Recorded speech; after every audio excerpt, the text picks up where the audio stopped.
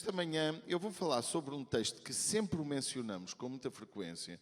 Ouvimos imensos pregadores, mas eu acho que em, 30 e tal anos de pregadora, não me lembro, só que uma vez o preguei, mas lembro-me profundamente que muitas vezes o mencionei, que se encontra em Josué 1. É sem dúvida um texto muito falado e eu coloquei como tema da nossa meditação nesta manhã, acredita. Obrigado. Acredita. É um tema muito curto, é uma palavra, acredita. Porquê? Porque às vezes nós conhecemos coisas, sabemos caminhos, mas não acreditamos neles. Muitas vezes nós temos a noção de muitas verdades, mas parece que algumas delas rejeitamos, ou mesmo não rejeitando no sentido intelectual, acabamos por rejeitar na ação da nossa vida, na forma de viver, e acabamos por emocionalmente ser instáveis na nossa atitude de vida. Vamos ler estes versículos que se encontram em Josué 1 até o versículo número 9, do 1 ao 9. Vamos tentar ler no ecrã para todos lermos igual.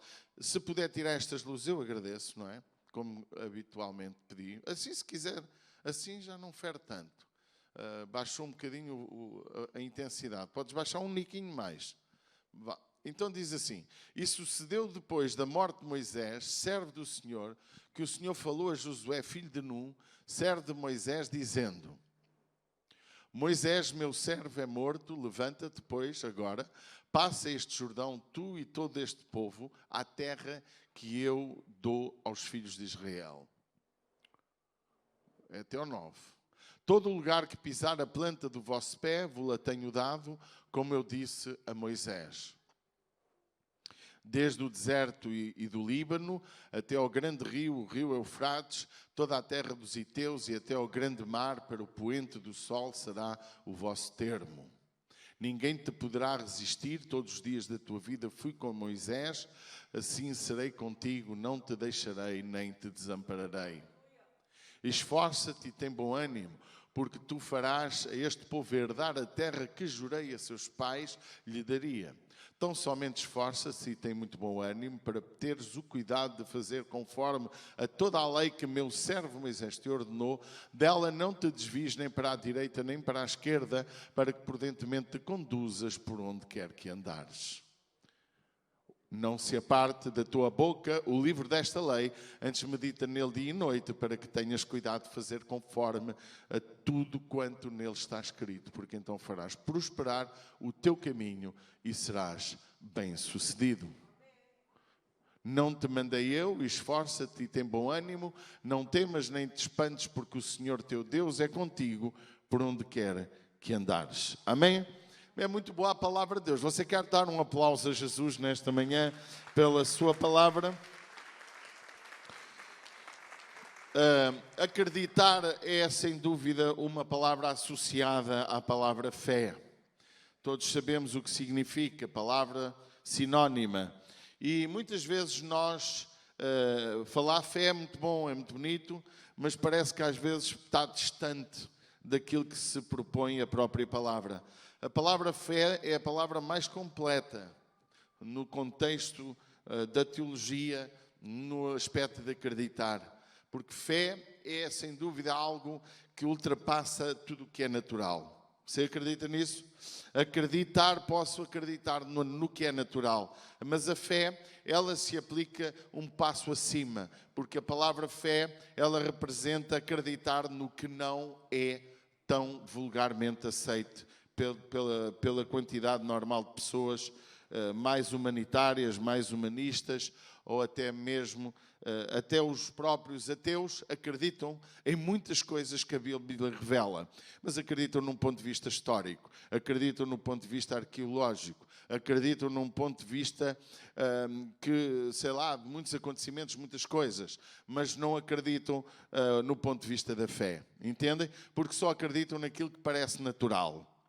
E nós, como igreja, como cristãos, nós vamos muito mais longe. Nós acreditamos naquilo que é impossível aos olhos humanos.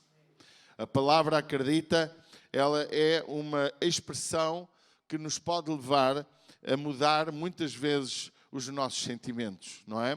Porque eu posso acreditar que a minha mulher é muito boa pessoa. É normal, é ou não é? Ou má pessoa. Mas acreditar que ela vai fazer algo sobrenatural ou vai andar sobre as águas sem a ajuda de uma prancha, já é acreditar. Ela diz-me isso, eu vou andar, vais ver, eu vou caminhar como Jesus. Eu já poderei pôr em causa esse acreditar. Acreditando nela, posso não acreditar nesse ato, nesse feito. Assim, muita gente acredita na Bíblia, mas não acredita em tudo o que ela diz. Acreditam em alguma coisa. Há muita gente também, se diz, pessoas de fé, que não acreditam bem em tudo o que a Bíblia diz. Dizem que ela é parte inspirada e parte não inspirada. E nós, igreja, os verdadeiros cristãos, aqueles que pugnam por viver uma vida com Deus, nós acreditamos em toda a palavra de Deus, como sendo inspirada. Pode dizer amém? Pois sabemos que muitos textos sagrados foram escritos para nos ensinar a não repetir aqueles acontecimentos, a não imitar aquelas pessoas que cometeram atos ilícitos, mas também temos muitos ensinos de homens naturais que falharam, que tiveram falhas, mas que os mesmos nos deram exemplos que podemos imitar. Por isso que Paulo disse, sede meus imitadores como eu de Cristo. E é possível que Paulo, naturalmente, que de certo que foi, não era um homem perfeito. De maneira nenhuma. Só houve um homem perfeito na terra. Queridos irmãos, nesta manhã eu gostava muito que você percebesse algumas pequenas verdades que poderão fortalecer o nosso ano. Primeiro, vemos aqui Josué. Josué, no versículo de número 1, com base de introdução, ele diz: sucedeu depois da morte de Moisés, servo do Senhor, que este falou a Josué, filho de Nun, servo ou servidor. Algumas traduções até dizem ajudante e outras dizem outras palavras, de Moisés. E Deus falou ao servo que servia Moisés. Eu queria dizer-vos que não existe, a gíria diz, não há um grande homem sem haver por trás uma grande mulher. Não existe um grande líder sem ter grandes servos. Não existe grandes empresas sem haver grandes trabalhadores, gente íntegra, gente que ajuda, gente que foca-se no mesmo sentido, com o mesmo objetivo. Não existe, irmãos, Jesus dificilmente conseguiria fazer a sua obra se ele não tivesse aqueles 12 por perto. Embora um fosse muito maroto, mas mesmo assim, ele cumpriu, de certa forma, um propósito que nos ensina algumas verdades. E nós, como igreja, temos que entender, não há uma igreja forte, e quando eu digo forte, não é propriamente grande, não é propriamente uma multidão, não é propriamente uma igreja com dinheiro para comprar rádios, para comprar televisões e comprar tudo e mais alguma coisa. Não existe uma igreja forte em Deus se não houver uma comunidade unida, unânime, no mesmo propósito, no mesmo sentido. Moisés, ele conseguiu chegar onde chegou, porque ele também tinha um grupo de homens que, junto com ele, pôde fazer algo grandioso. Não é em vão que Paulo ensina para que ele procurasse homens fiéis para ensinar o mesmo que lhe foi ministrado, para que pudesse ensinar os princípios de Deus, para a vida que lhes foi ministrado pudesse ensinar a outros. Diz a Bíblia que Josué, ele seguia Moisés, ele observava Moisés, ele caminhava com Moisés. E foi servo durante cerca de 40 anos. Ele serviu Moisés com muito amor, com muita paixão, com muita dedicação. Josué era o homem da guerra, era o homem da batalha. A Bíblia nos mostra que Moisés confiava nele e o punha em lugares que eram lugares difíceis. Eu cada vez que me lembro, e antes de nós entendermos algumas verdades, cada vez que me lembro na guerra de Amaleque contra os israelitas, Moisés diz o texto lá em Êxodo capítulo 17, em que Deus disse a Josué, através de Moisés, pelo que disse Moisés a Josué: escolhe-nos homens e saia à peleja contra Amaleque amanhã, e eu estarei no cume do outeiro e a vara de Deus estará na minha mão. E diz que Moisés confiava à guerra. A guerra pode nos parecer hoje uma coisa muito estranha, mas se ele não matasse, eram mortos. Se eles não destruíssem o povo, eram eles os destruídos. Se muitas vezes, amados, se nós não destruímos os nossos inimigos, somos nós que vamos ser destruídos por eles. Josué era o homem escolhido por Moisés para ir para a batalha. Muitas vezes nós não queremos ser servos de Deus, ou melhor, não queremos ser servos de alguém que Deus levanta, porque temos medo daquilo que Ele nos dá de trabalho, porque não queremos os trabalhos que muitas vezes nos são entregues. Josué ia para a guerra, e na guerra penso que tanto se vive como se morre, tanto se mata como se morre. Josué nunca disse não a Moisés. Josué era um homem, para que você entenda, era para mim o segundo de Moisés. Mas também vemos neste mesmo texto, como Arão e Hur estavam com Moisés no cume do monte a orar pela peleja. Ou seja, Josué estava na guerra sujeito a morrer e a ver os seus amigos morrerem, na guerra em obediência a Moisés, mas com Moisés estava no cume em intercessão, ao ponto de terem que segurar as mãos de Moisés para que a peleja fosse vencida. Porque quando Moisés tinha as mãos no ar, a peleja era vencida. Quando Moisés baixava as mãos pelo cansaço e o peso das mãos e dos braços, o povo na peleja perecia. Até que foi uma vitória sem dúvidas. Meus queridos, o que eu quero dizer nesta manhã é que não podemos ser líderes sem ser servos. E não podemos ser servos de Deus sem aprendermos a servirmos uns aos outros. E o que nós aprendemos na palavra do Senhor é que o Senhor Jesus deu o exemplo de servo. E Jesus disse, conforme eu vos fiz, vocês têm que fazer uns aos outros. E Jesus também ensinou que o maior de todos é o que serve e não o que é servido. E nós muitas vezes, irmãos, só olhamos para o líder. Mas a Bíblia nos mostra que não há condições de sermos líderes fortes, igrejas fortes, empresas fortes, seja lá o que você quiser aplicar, sem haver um grupo de pessoas ao lado de alguém. E também não é possível 50 cabeças mandarem no mesmo projeto. Só uma pode ter a última palavra. O resto só pode ser conselheiros. Moisés e Josué, Arão e Hur e muitos outros, foram homens levantados por Deus através de Moisés para servirem o povo. Nós, igreja, somos um pequeno reflexo similar deste tempo. Temos que servir. Agora temos que acreditar. Se tu não acreditas no que eu acabei de dizer, nunca serás alguém que Deus quer levantar de uma forma sobrenatural. Também aprendemos nesta introdução que Josué só se tornou líder depois da morte de Moisés. Não foi morto à pedrada por Josué, não foi Josué que o matou, foi Deus que o levou. E nós temos que aprender uma coisa muito importante como igreja, porque estamos a viver um fenómeno mundial em que toda a gente quer ser líder, toda a gente quer ter igrejas, toda a gente quer mandar na igreja. Não há hoje o respeito. Não é o que eu me esteja a queixar, que graças a Deus não me queixo disso. Mas o que nós vemos nos nossos dias é que muita gente não espera o momento de Deus para tomar alguma liderança com autoridade. Assoberbam-se, tomam posse daquilo que não lhes pertence. Josué só se tornou líder quando Moisés morreu. Tal como Isaías só se tornou um grande homem de Deus depois da morte do rei Ezequias. Tal como qualquer outro texto, nós, meus amados, precisamos de entender que Deus quer que morra aquilo que muitas vezes na nossa vida pode ser impedimento. Primeiro, os inimigos têm que ser eliminados da nossa vida, por isso temos que lutar contra eles. E naturalmente não estamos a falar de pessoas.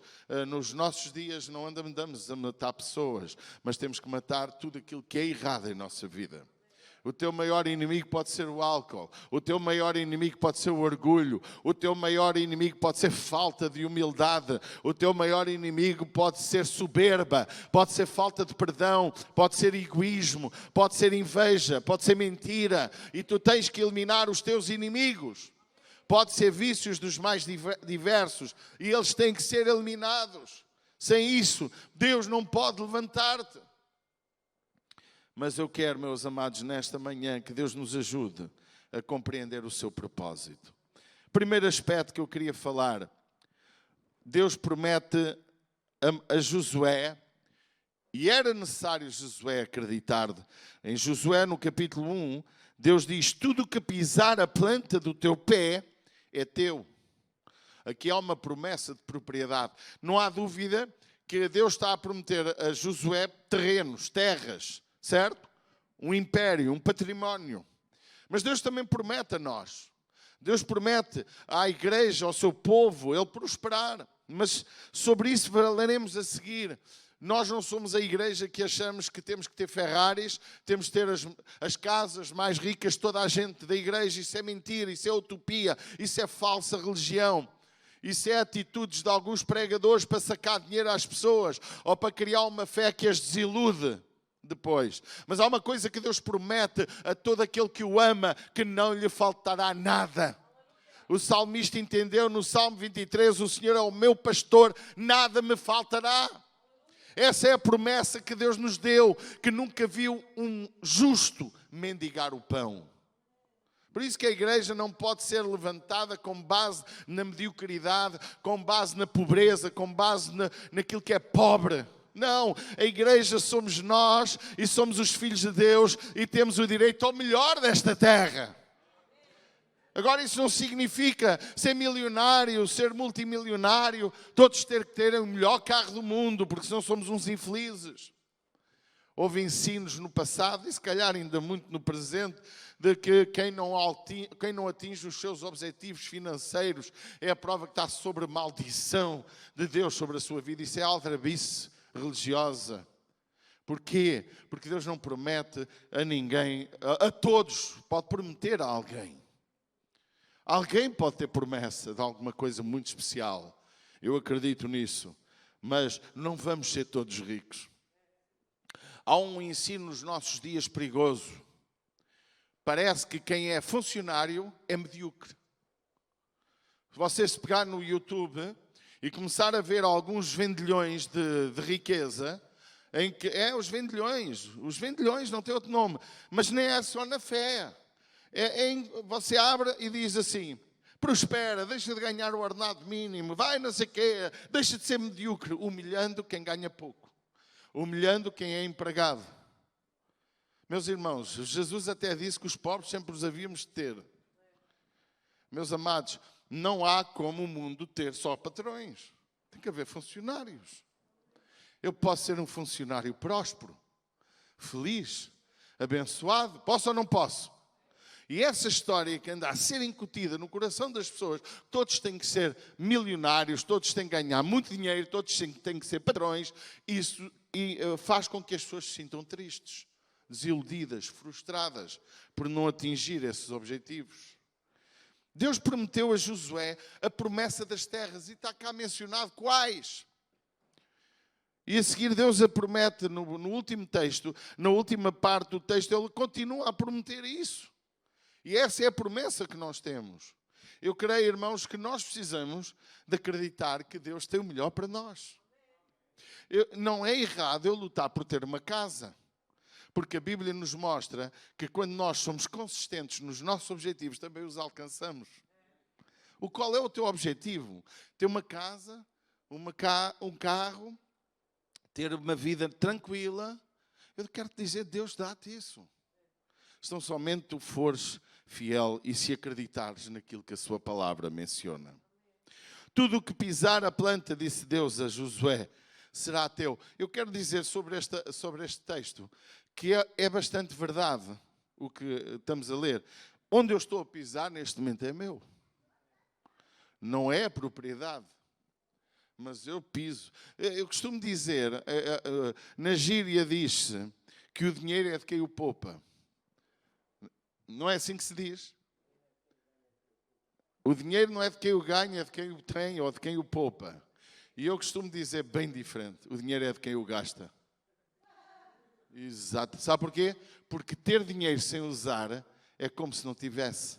Ter dinheiro e gastar e usar, aproveitar, esse sim, o dinheiro, posso dizer que foi meu. Eu comi-o, eu gastei-o, eu desfrutei dele. O dinheiro não é de quem o ganha, nem de quem o tem, é de quem o usa. Porque ter dinheiro e não usar não vale nada. Nós costumamos ter hoje todo um conjunto de eletrónica, de softwares, de aparelhos maravilhosos que não usamos 50%, ou se calhar não usamos 10% das capacidades daquilo que temos. Você acredita nisso? Verdade. Você tem um carro que dá 180 e você não sabe os limites do seu carro. Sabe porquê? Não sabe se ele consegue fazer aquela curva a 120, porque você tem medo de usar. Porque tem medo que o carro não lhe obedeça. Porque há duas coisas que acontecem quando você quer ver o limite de um carro. Se você não sabe guiá-lo, você vai estampar-se. Se você não sabe o limite do carro, você vai estampar-se. Assim é a nossa vida. Nós não sabemos nem os nossos limites, nem os limites de Deus.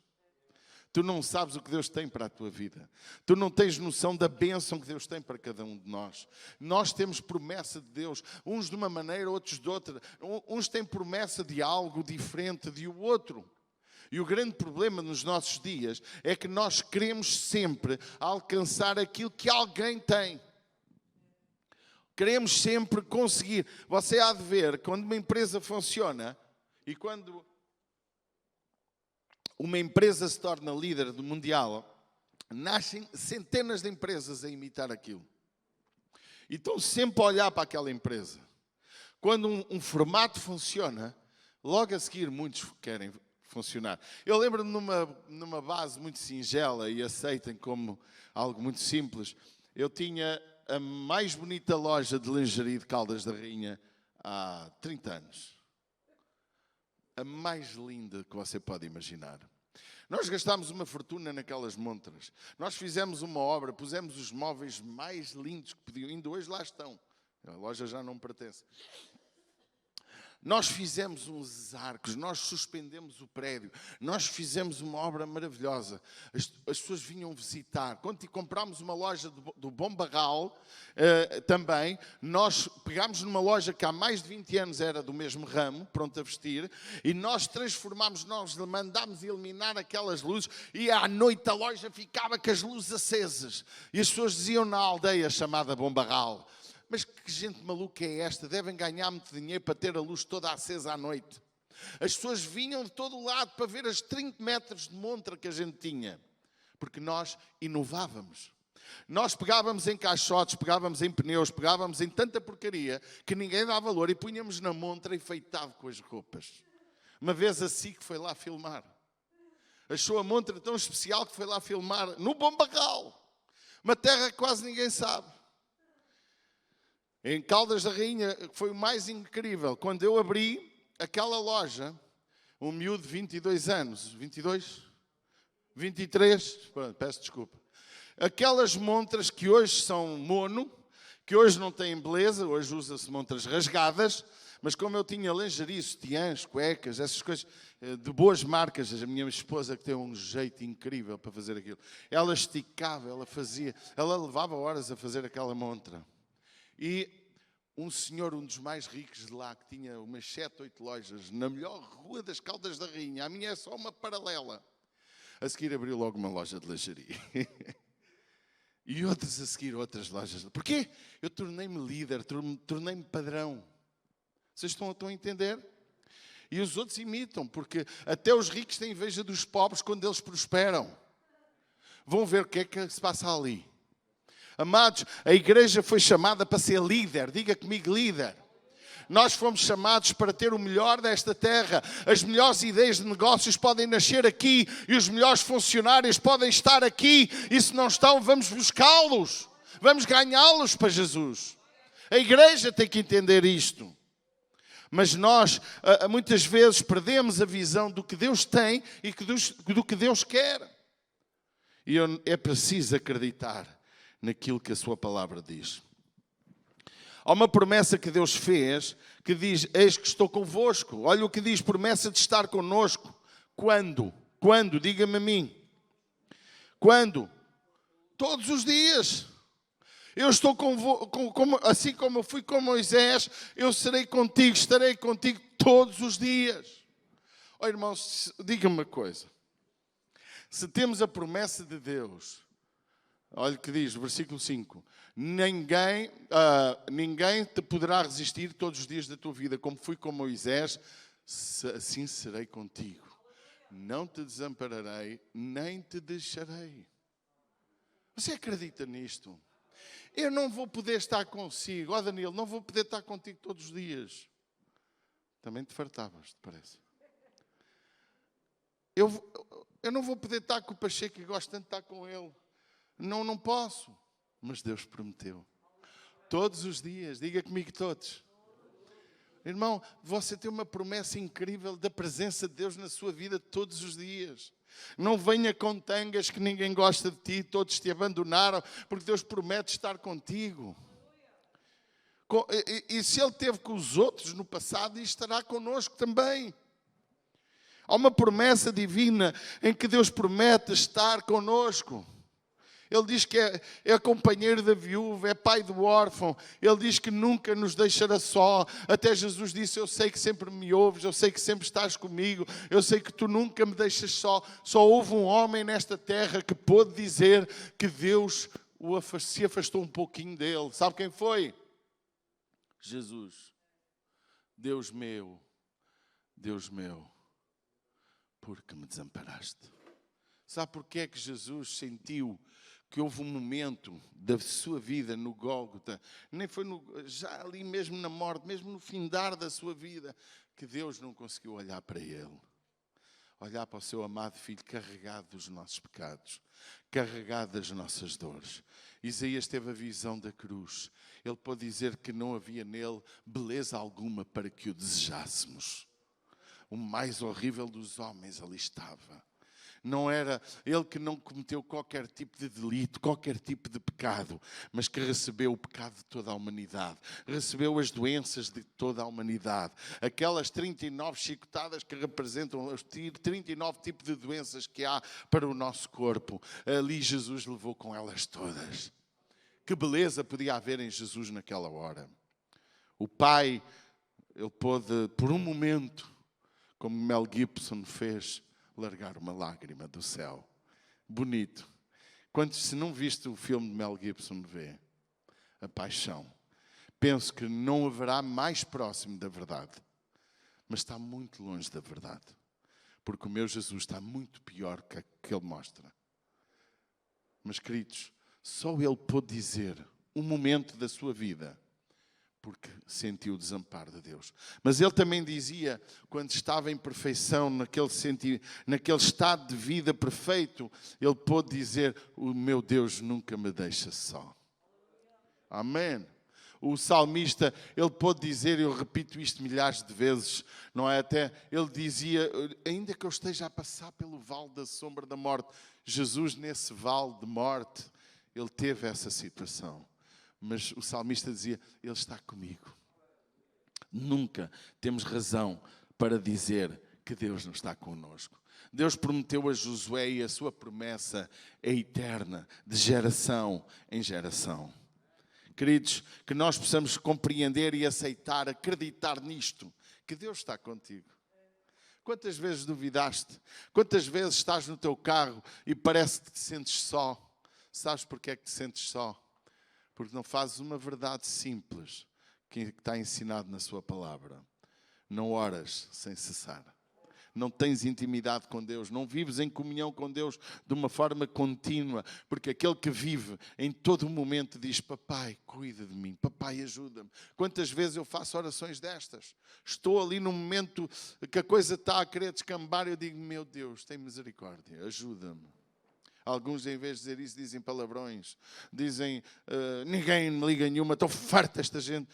Eu também já fiz isso, não deixe-me dizer com toda a verdade. Mas se nós, em cada momento de conflito, em cada momento de guerra, em cada momento de medo, em cada momento de alguma adversidade, se nós dissermos, Jesus, socorre-me.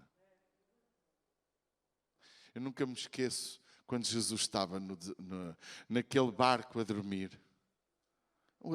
Ele estava lá e o que é que aconteceu? Quem é que me diz? A tempestade levantou-se. Quando é que Jesus acordou? Diga-me lá, quando? Quando o chamaram. Sabe que Deus é capaz de parecer indiferente à tua tempestade. Mas Ele só vai resolver o teu problema. Só vai resolver a tua adversidade quando tu lhe clamas. É preciso chamá-lo. É preciso dizer Jesus. Você vê Pedro a caminhar sobre a água, mas vê a afundar. Quando é que Jesus lhe deu a mão? Diga-me. Quando ele clamou. Irmãos, nós temos que aprender que Deus nunca nos deixa só. Nunca estamos sós. Mas se Jesus esteve só nesse momento da cruz, será que eu, por causa do meu pecado, não estou só? Não, você continua com Jesus, não está dentro de si, está fora. Está à espera que você se arrependa para Ele entrar e fazer morada no seu coração. Deus está sempre pronto a socorrer-nos. Deus não está longe, Deus está perto. Deus nos observa, Deus nos ama. E a Bíblia ainda diz que os anjos do Senhor se acampam ao redor de quem teme ao Senhor e nos quer livrar. Agora temos que acreditar nisto. A outra verdade que eu queria falar do verso 6, em que ele diz: ser forte e corajoso, porque tu farás a este povo herdar a terra que sob juramento prometi dar a teus pais. Amém? Esforça-te e tem bom ânimo. Esta tradução atualizada diz ser forte e corajoso. A forte não significa gordo como eu sou, mas significa forte emocionalmente, forte interiormente, forte em convicções. Sabe que as pessoas hoje estão a viver uma época de profundo conflito emocional. Um dos grandes problemas das comunidades cristãs é que promovemos cultos para animar as emoções das pessoas. Eu acho que nós não temos que animar as emoções, nós temos que animar a fé, as convicções, porque a fé vem pelo ouvir da palavra de Deus. E as emoções, a fé fundada em emoções, ela, quando a emoção passa, ela também passa. Mas quando a fé é fundada em convicções, porque fé é certeza, amém? A igreja tem que ter a certeza das suas convicções. E a Bíblia diz que Deus disse a Josué: meu filho, tens que ser forte, tens que te esforçar, tens que ter bom ânimo. Porquê? Porque tu és responsável. Deus pode estar a dizer para mim nesta manhã, e está-me a dizer, porque sou eu que vos estou a ministrar: Paulo, tu tens que ser forte, tens que ser corajoso, tens que ter convicção, tens que acreditar na verdade da minha palavra para fazer herdar esta igreja, este povo que eu te dei na mão, para herdar a terra prometida. Nós temos que ser.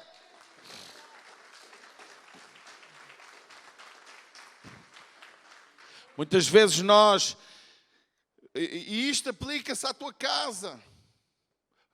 Júnior, Lázaro, ajuda-me, Pacheco, Paulo, cada um de vocês aqui tem que ser fortes, tem que ser corajosos para liderar a vossa casa, a vossa família, porque vocês são o sacerdócio da vossa casa. Eu posso ser vosso pastor, posso ser vosso líder, mas és tu que tens que cuidar da tua casa, proteger os teus filhos na fé, levá-los a acreditar na palavra de Deus, levá-los a amar a igreja onde tu vais, levar a amar o pastor que cuida de ti, levar a perdoar quem ofende, levar a amar quem ofende. É a responsabilidade individual de cada família aqui representada, porque a palavra que foi para Josué é para nós, é para mim, é para ti. Amém. Esforça-te, ser forte, ser corajoso. Porquê? Porque tu vais fazer herdar este povo. Irmão, e vocês sabem que a alegoria, a história da saída do Egito até à terra prometida é a história da nossa vida. Alguém entende isso? É a história da nossa vida, das nossas fraquezas, das nossas queixas, dos nossos murmúrios, das nossas adversidades, de quantos tombam pelo caminho por causa dos seus pecados. É a história. Cada episódio que você vê, você pode ver Deus e pode ver a sua família, pode ver a sua história de vida. É necessário acreditar. É necessário ser forte nas nossas convicções.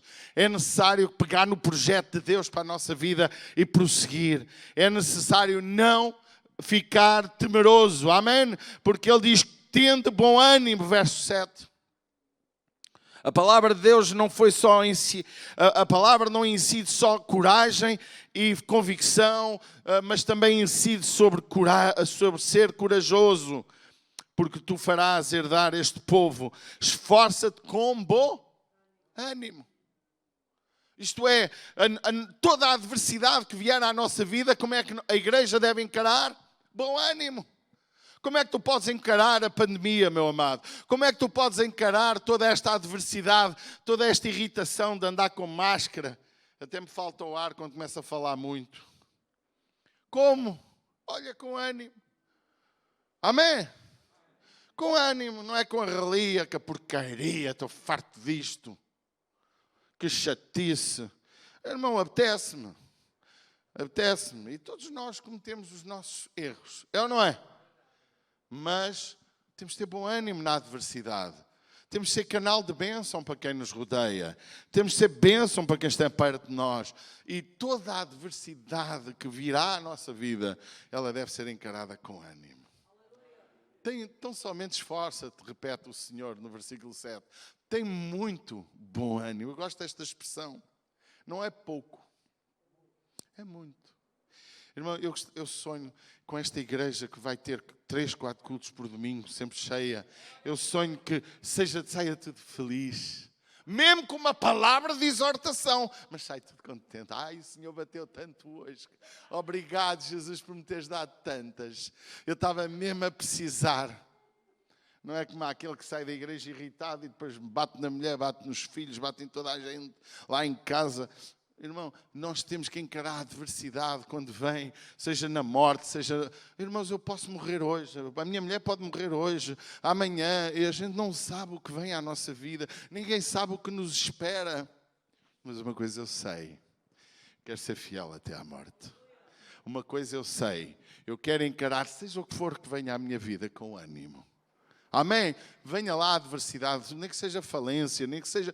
Porque, irmãos, permita-me dizer que podemos hoje estar muito bem na vida. Eu sou um homem que sinto que Deus me abençoa a todos os níveis. Eu tenho prosperidade financeira, eu tenho prosperidade neste corpo, como podem ver. Eu tenho prosperidade familiar, eu amo a minha família, eu tenho uma família linda. Amém? Os meus filhos, até os cães são uma bênção, não é? Até o gato é uma bênção. Não é? Irmãos, eu só não estou a ter muita sorte, é lá com a minha agricultura, em casa. Morre tudo, mas os limoeiros funcionam muito bem. É o que escapa. Ainda há limões para muita gente, se alguém precisar. Mas eu tenho prosperidade, eu tenho mais do que preciso. Porquê é que eu me posso queixar? Agora, você tem 53 anos, já trabalhou, já não sei o quê, já...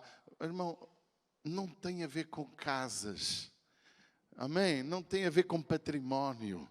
Não tem a ver com carros. Tem a ver com aquilo que está aqui dentro. Hã? Há alguma coisa mais incrível que é sentirmos paz no meio da guerra? Há alguma coisa mais incrível que é ser feliz no meio da adversidade? Irmãos, ouça, será que é possível ser feliz a comer uma sopa? Que maravilha! Se eu não tiver dinheiro para o bife, tenho a sopa. Se eu não tiver dinheiro para a carne, tenho o arroz e o feijão, como dizem os brasileiros. Mas temos que nos esforçar e ter bom ânimo. Porque, irmãos, estas palavras de bom ânimo não é para inglês ver. É bom ânimo quando? Porque quando tudo está bem, estamos todos animados. Estamos ou não estamos? Quando há fartura na mesa, quando há saúde na casa, quando os amigos estão connosco perto a nos dar carinho, quando nós temos tudo a correr bem, está desanimado nesse momento, então é porque o bicho tem mesmo uma doença grande. Mas quando vem a adversidade, quando vem a tentação, quando vem o problema, aí sim temos de ter bom ânimo. Mas como é que eu tenho que ter bom ânimo? Olha o que diz o versículo 7. Para teres cuidado, tem bom ânimo, para teres cuidado de fazer conforme a toda a lei que o meu servo Moisés te ordenou. Dela não te desvies nem para a direita nem para a esquerda. Para que prudentemente te conduzas por onde quer que andares. Amém. Veja que a palavra de Deus, ela diz que nós temos que ter bom ânimo observando a palavra de Deus. A gente não tem nada a temer. Diga comigo, não tenho nada a temer. Porque eu observo a tua palavra. Porque é a tua palavra que me livrará de toda a adversidade. Por isso que a palavra de Deus, irmão, o crer nestas verdades, é essencial para a minha vitória, para as minhas conquistas. A palavra deve permanecer na nossa boca. Olha o que diz o texto sagrado. Ela deve, verso 8 também, abre lá. Não se aparte da tua boca o livro desta lei, antes medita nele dia e noite, para que tenhas o cuidado, mais uma vez, de fazer conforme tudo. O que é que a gente faz? Irmão, não dá para ficar pela metade. Ou você é fiel ou não é. Ou você acredita ou não acredita. Ou você vive ou não vive. Ou você quer ou não quer. Porque o grande padrão para a nossa vida está em obedecer em tudo a palavra de Deus. Amém? Meditar nela dia e noite. Olha o que diz. Meus amados, estas orientações que Deus deu a Josué, elas permanecem para nós. Meditar na sua palavra, obedecer à sua palavra. Meditar significa viver com a palavra na cabeça. Sabe que meditar é como remoer a palavra. É como mastigar, engolir e voltar a mastigar. Voltar a saborear. Sabe o que é meditar? É o que nós queremos fazer nos grupos de conexão. Nos pequenos grupos. É você hoje ouviu a palavra e na terça ou na quarta vão meditar na palavra com o grupo. Vamos voltar a lembrar o que aprendemos no domingo. Vamos acrescentar, vamos enriquecer aquilo que pudemos ser alimentados. Porque muitas vezes ouvimos a palavra e esquecemos tão rápido dela. Sabe que os burros, os cavalos, os camelos, eles comem e remoem. É ou não é? Aquilo é como comer duas vezes. São mais felizes que nós. Nós só comemos uma vez. Ainda bem que não sobe, porque quando sobe já sobe azedo. Agora, há uma coisa engraçada que nós muitas vezes não aprendemos. A minha mulher diz que eu sou um aspirador a comer. O bolo alimentar, que é o mastigar bem os alimentos, cria duas coisas. Cria saúde na alimentação. Os alimentos entram bem desfeitos, mas também criam um melhor paladar na comida. A gente saboreia melhor a comida. E ela faz menos mal. E ela ainda tem outra característica. Engorda menos comer assim. E ainda há outra característica. Comes menos. Sabiam disso? É mais saúde. E quando eu como a palavra e medito nela, acontece a mesma coisa. Vai haver mais saúde espiritual na minha vida. Vai haver mais bênção na minha vida. Vai haver melhor entendimento na sua palavra. Não é em vão que o Salmo 1 é tão incrível. Bem-aventurado aquele que medita na sua palavra e medita nela dia e noite. Porquê? Porque quando meditamos na sua palavra, não estamos a meditar em porcarias. E essa palavra está a alimentar. E essa palavra é como um rio passa sobre a nossa vida e temos água pura constantemente para alimentar o nosso ser. Eu quero terminar, já está ali a dizer que já passou 5 minutos. A irmã Corina até já subiu para me mandar embora.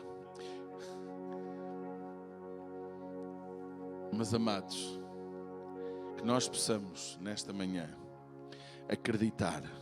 Vamos, antes de terminar, obedecer. Diz o versículo 8, olha o que diz. Versículo 8. Não se aparte da tua boca o livro desta lei. Antes medita nele dia e noite. Amém?